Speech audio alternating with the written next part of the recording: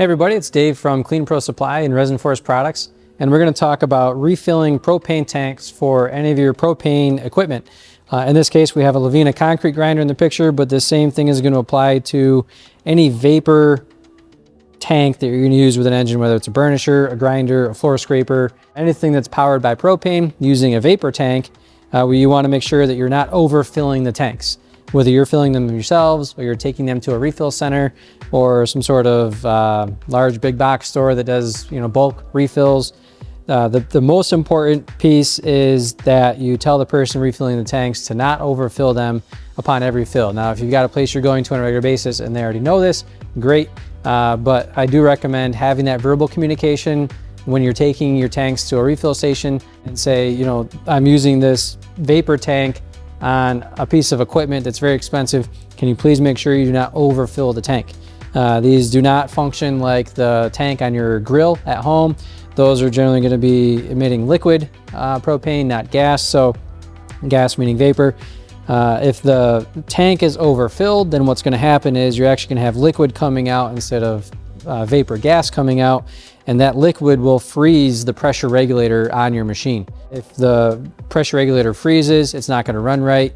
It can damage the internal components of your pressure regulator, and you may be okay as far as when it thaws, maybe it'll go back to normal. But in most cases, from what I've seen with my own experience on job sites and my own equipment, and then also contractors' equipment, and then equipment that we fix for other contractors, once that regulator freezes, if it freezes really, really bad, the internal components are damaged and you have to buy a new pressure regulator. These pressure regulators, they come as a full assembly. You can't just buy that one little part. So they do get to be quite pricey depending on the machine and the type of regulator. They can range anywhere from $500 to around $1,000 depending on which type of machine it's for. So I highly recommend making sure your tanks are filled properly and they're not overfilled. If you look at the gauge on the tank, we have empty, quarter, half, 3/4, and full. And notice the needle is between the 3/4 and the full mark right now. When you have it filled at the station, the bleed valve should be cocked open while it's being filled, so that way you can see the vapor coming out a little bit and then it'll turn to liquid. But then also watching the gauge as it's filling, because once you're around that quarter to half mark, you're still good. But as you're creeping up to that 3/4 mark or full mark, you want to make sure they stop filling it before it's completely full. Because if they overfill it beyond full, that's when you're going to have issues. Generally, once you see the needle on the gauge between that 3/4 and the full mark, that's usually when I tell the person just stop filling it. I know it's not even a full tank, but at least this way I know that we're not going to have any issues. It's not going to damage my equipment. Another way to know is by looking at that purge valve. You're going to see gas coming out of that purge valve, but then as soon as that gas turns to more of a liquid and it's more like white rather than just a kind of a foggy mist coming out, then that's when you know that you're full and they need to stop. These tanks do typically fill very quickly, so keeping an eye on it as it's being filled is very, very crucial. If you do overfill, you can bleed the tank, and the way you bleed it is you just open up that valve.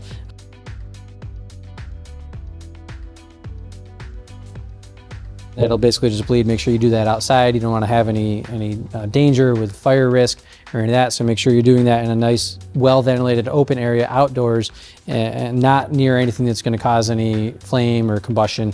But if your tanks are overfilled, definitely purge them until that needle gets below that full mark, so that when you go to put it on your machine, it does not damage your regulator. If you're running your machine and you're trying to figure out, okay, my machine's not running funny, it's kind of boggy, it's spittering and sputtering, or maybe it won't even start, what's going on? Or maybe it was running and then it shut off, what's going on?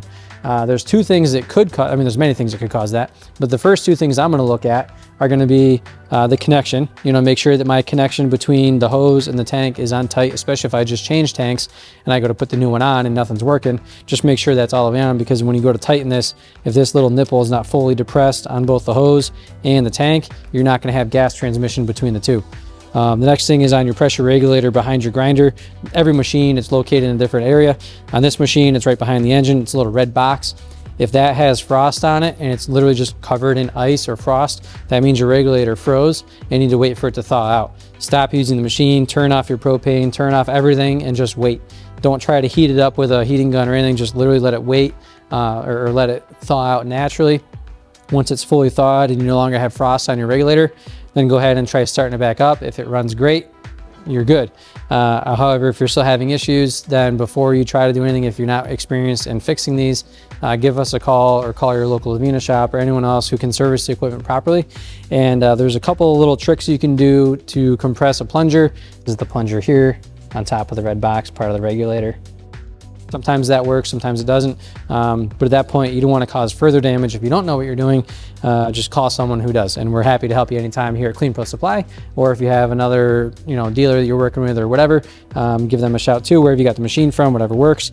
But the biggest thing is if that regulator freezes, that froze because your tank was overfilled. And of course, we want to minimize that risk. If you use the wrong tank and you're using a liquid tank and not a vapor tank, then it doesn't matter how full it is. It could be half full, it could be a quarter full. As soon as that open it, if you have actual liquid coming through your lines, it's gonna immediately freeze your regulator. You're not gonna notice it right away though, because you're still gonna get some gas coming through. It may take 2 or 3 minutes before you realize what's going on, but by that time, it's probably gonna be too late and your regulator is already in the process of freezing and or frozen. Another thing too is if your regulator is frozen and you go to shut your machine off and it just does not turn off. I've seen that happen too, where you close your tank, you disconnect the line, you turn off your key, your engine is still running. You've got fire coming out your muffler. I've seen it all. It's pretty wild. It can get pretty scary pretty quickly. So the first thing I would do, of course, is get your tank off the machine and get it away. Make sure your head is no longer spinning, disengage your clutch. And then if you can, get down in here and disconnect your battery. Maybe even take the grinder outside. But if I recall correctly, once you take the tank off, disconnect your line and make sure your key is off and disconnect the battery, it'll bog down and stop.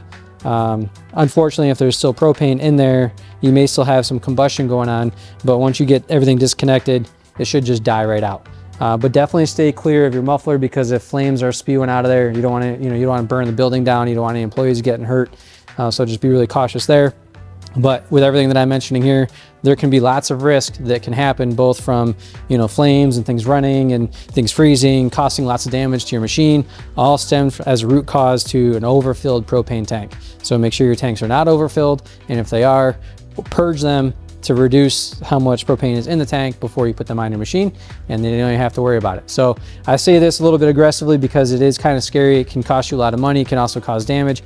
But as long as you do the due diligence of communicating with the person filling it, you'll be in good shape. Same thing with all your employees. Make sure all your employees using these machines, they know how to communicate to the refill stations to properly fill them.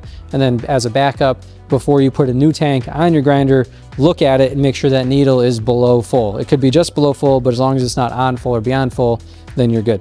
But if you have any further questions about overfilling propane tanks on grinders, burnishers, scrapers, whatever kind of equipment you're using, feel free to give us a call here at the store, comment on the video below, and we'll be happy to help. Have a good day.